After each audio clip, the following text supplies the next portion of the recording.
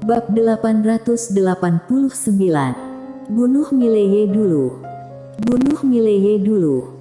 Di aula, semua orang diam. Mileye. Mendengar nama ini, wajah semua orang di lapangan menjadi suram.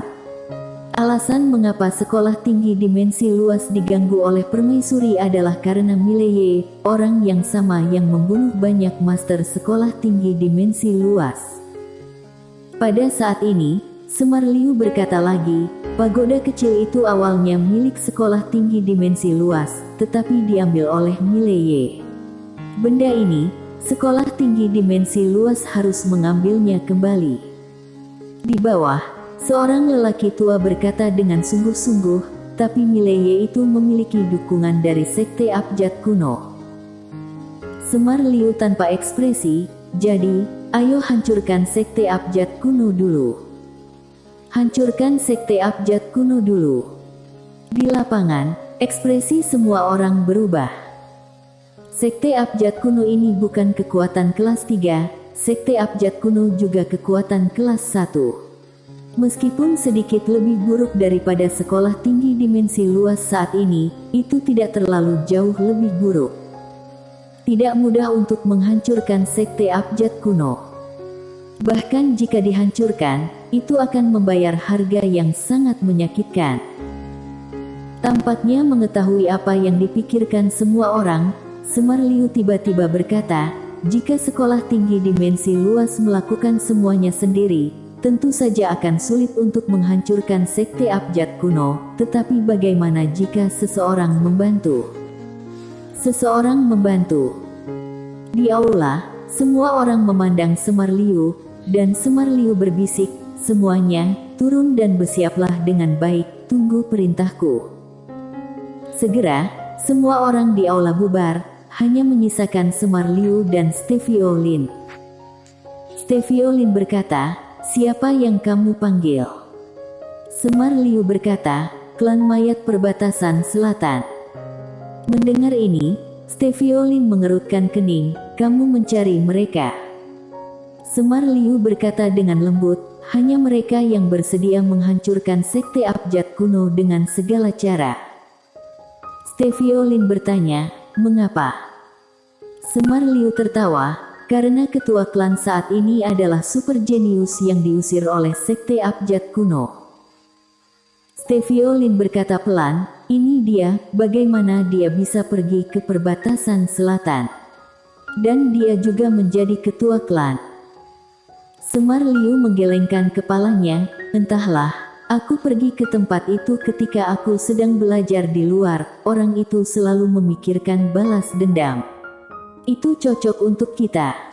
Setelah hening sejenak, Stevio Lin berkata, sejauh yang aku tahu, menara kecil itu sepertinya tidak lagi berada pada Mileye. Semar Liu berkata, memang bukan di tangannya, tetapi pagoda kecil telah mengenalinya sebagai tuannya, dan pagoda kecil itu sendiri telah memenangkan dunia. Selama dia mau, pagoda kecil itu pasti akan kembali kepadanya. Apalagi, menara ini mengakui dia sebagai tuannya, artinya, jika dia diberi kesempatan, dia bisa membuka ruang buku dimensi luas dan mendapatkan harta karun di dalamnya. Karena itu, dia harus mati. Stevio Lin terdiam. Semar Liu berkata dengan lembut, Stevio, aku tahu, ini bukan hal yang mulia, tetapi pikirkanlah, akademi hari ini bukan lagi akademi dulu. Jika kita tidak mendapatkan harta yang ditinggalkan oleh guru, bagaimana caranya? Bisakah kita melawan master superior di dunia? Atau, apakah kamu ingin sekolah tinggi dimensi luas mengalami situasi sebelumnya, di mana hidup dan mati ditentukan oleh orang lain? Stevio Lin terdiam. Harus mengatakan bahwa dia ditekan oleh permaisuri Shuro sendirian, dia juga sangat tertekan. Kapan sekolah tinggi dimensi luas mengalami penghinaan seperti itu? Dan yang memalukan adalah karena sekolah tinggi dimensi luas sekarang lemah. Apa yang dulu ada di sekolah tinggi dimensi luas sudah tidak layak lagi. Memikirkan hal ini, Stevio Lin menghela nafas dengan suara rendah, terserah kamu. Setelah mengatakan itu, dia berbalik dan pergi. Di dalam aula, Semar Liu tanpa ekspresi dan tidak berbicara lama. Neraka Shuro. Di sebuah ruangan gelap di suatu tempat, Lin Siye duduk dengan tenang di atas tumpukan kursi persegi yang terbuat dari tulang putih, dengan dua lelaki tua melayang di belakangnya. Dan di depan Lin Siye, sebuah menara kecil melayang. Menara penjara alam. Menara penjara alam sedikit bergetar, seolah mengungkapkan sesuatu. Lin Siye tidak berbicara. Pada saat ini, seorang lelaki tua di belakangnya Lin Siye tiba-tiba berkata, "Tuan, menara ini sepertinya tidak menolakmu." Lin Siye memandangi menara penjara alam, dia secara alami tahu mengapa menara kecil itu tidak melawannya. Ini menaranya. Setelah beberapa saat, Lin Siye tiba-tiba berkata, "Aku tahu kamu sudah bangun, beri aku jawaban." Tidak ada tanggapan. Mata Lin Siye sedikit menyipit, dan tekanan kuat tiba-tiba menyelimuti menara penjara alam. Pada saat ini, sebuah suara terdengar dari menara, "Aku tidak memiliki keluhan dengan Yang Mulia, jadi mengapa kamu harus agresif?" Lin Siye menatap menara penjara alam, "Beri aku jawaban." Suara itu berkata, "Jangan khawatir, Yang Mulia, aku tidak akan membunuhnya." Lin Siye terdiam, dan di matanya, niat membunuh kental. Pada saat ini, suara itu berkata lagi, "Yang Mulia, aku tidak memiliki niat buruk terhadapnya. Jika aku melakukannya, aku akan membunuhnya di 4 dimensi. Alasan mengapa aku tidak dapat meninggalkan menara ini adalah karena alasan pribadi aku, bukannya aku tidak ingin meninggalkan menara ini." Setelah Lin Siye terdiam sejenak, dia sedikit menekuk jarinya, dan seberkas cahaya hitam tiba-tiba menghilang ke dalam menara penjara alam, lalu berbisik, "Pergi." Menara penjara alam sedikit bergetar dan menghilang seperti cahaya hitam. Pada saat ini, lelaki tua di belakang Lin Siye tiba-tiba muncul dan memblokir menara penjara alam, tetapi menara penjara alam menabraknya secara langsung. Bang! Orang tua itu mundur beberapa langkah, dan ketika dia berhenti, menara penjara alam telah menghilang. Orang tua itu memandang Lin Siye, "Tuan, kamu." Lin Siye berbisik, "Apa yang ingin kamu katakan?" Orang tua itu berkata dengan sungguh-sungguh, "Tuan, ini adalah kunci ruang buku dimensi luas. Dengan benda ini, Tuan dapat membuka ruang buku itu. Mengapa Tuan ingin?" Lin Siye berkata, "Itu hanya ruang buku." Pria tua itu ragu-ragu sejenak, lalu berkata, "Tuan tampaknya sangat memperhatikan anak muda itu, Mileye." Lin Siye menatap lelaki tua itu, ekspresi lelaki tua itu berubah, dan dia buru-buru membungkuk. Lin Siye menatap lelaki tua itu, "Orang ini memiliki hubungan denganku, kalian berdua tidak bisa menyentuhnya, mengerti?" Orang tua itu mengangguk, "Hamba mengerti." Mata Lin Siye perlahan tertutup, "Aku akan bertapa sebentar untuk menghadapi si tua bangka di bawah."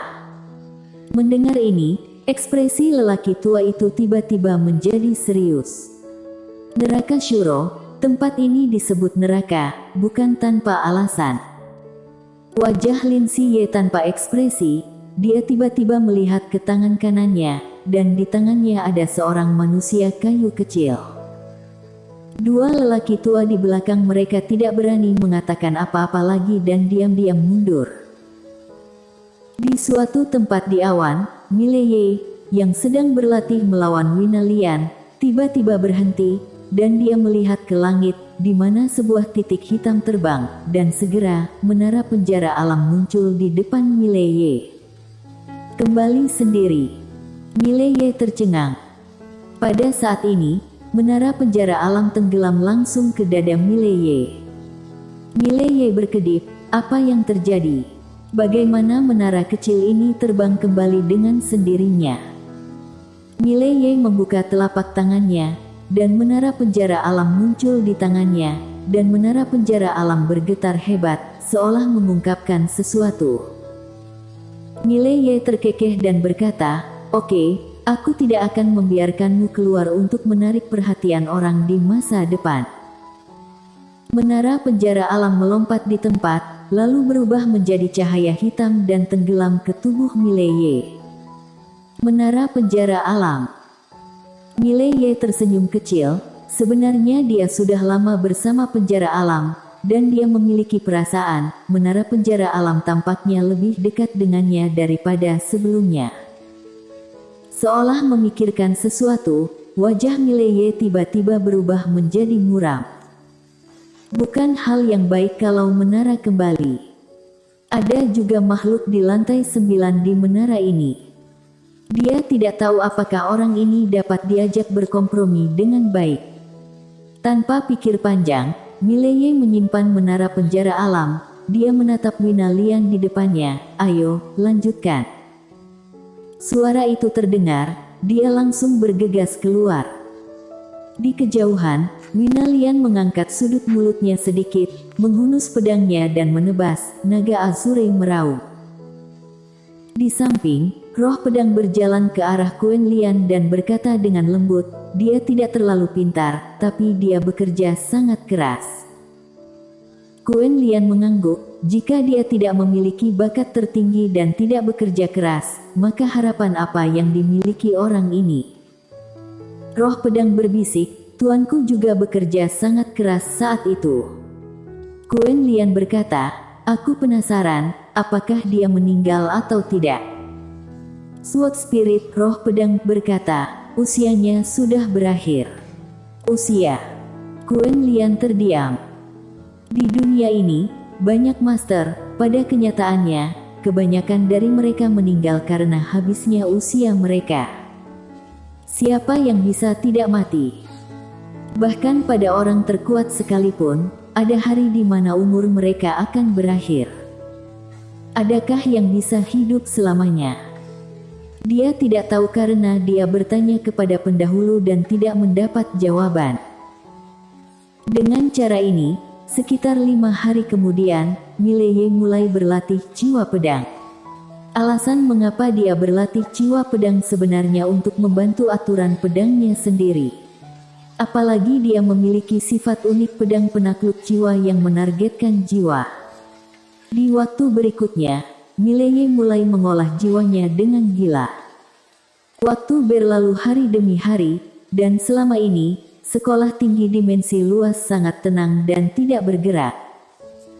Yang patut disebutkan bahwa Guardian meninggalkan sekolah tinggi dimensi luas, tidak ada yang tahu kemana dia pergi. Sekte Abjad Kuno. Di dalam aula Abjad Kuno, Gilton Sen berwajah muram, dan di sampingnya ada Yoman Liu. Gilton Sen tiba-tiba berkata, "Sekolah tinggi dimensi luas terlalu tenang." Yoman Liu mengangguk, "Itu tidak normal, aku telah memanggil semua murid kita kembali ke Sekte Abjad Kuno." Gilton Sen berkata, "Di mana guru leluhur muda?" Yoman Liu berkata, "Hilang kontak. Namun, dia seharusnya baik-baik saja." Gilton Sen menggelengkan kepalanya, "Tidak, karena Semar Liu telah muncul, 6 guru besar lainnya mungkin juga akan muncul.